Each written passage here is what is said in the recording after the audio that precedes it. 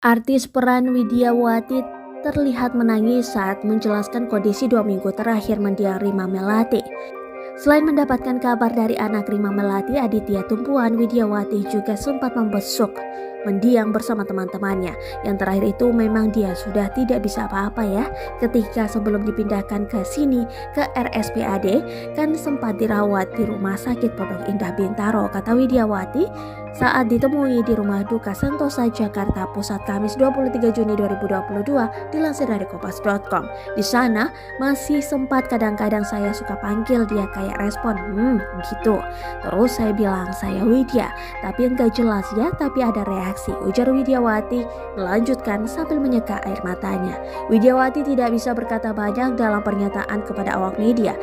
Ia seringkali menyebut bahwa Rima Melati bakal ditempatkan di tempat yang terbaik. Sebelum meninggal dunia, Widyawati menyebut Rima Melati hampir setiap hari melakukan cuci darah. Rima Melati mengembuskan nafas terakhirnya di RSPAD Gatot Subroto Jakarta Pusat pada Kamis 23 Juni 2022 pukul 15.14 waktu Indonesia Barat. Marjolien Tampayong atau lebih dikenal dengan nama Rima Melati merupakan artis senior tanah air. Lahir di Tondano pada 22 Agustus 1939. Nama Rima Melati dikabarkan merupakan pemberian dari Presiden pertama Republik Indonesia Soekarno. Rima Melati merupakan anak dari desainer terkenal saat itu, Non Kawilarang.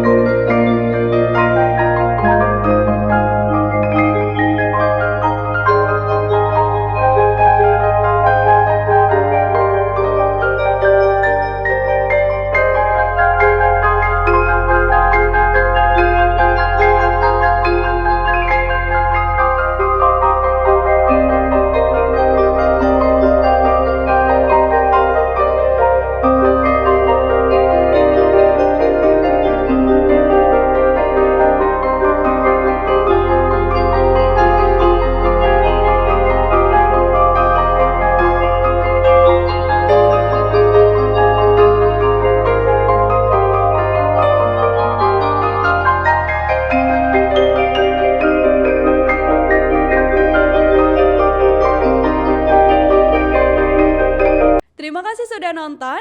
Jangan lupa like, subscribe, dan share ya.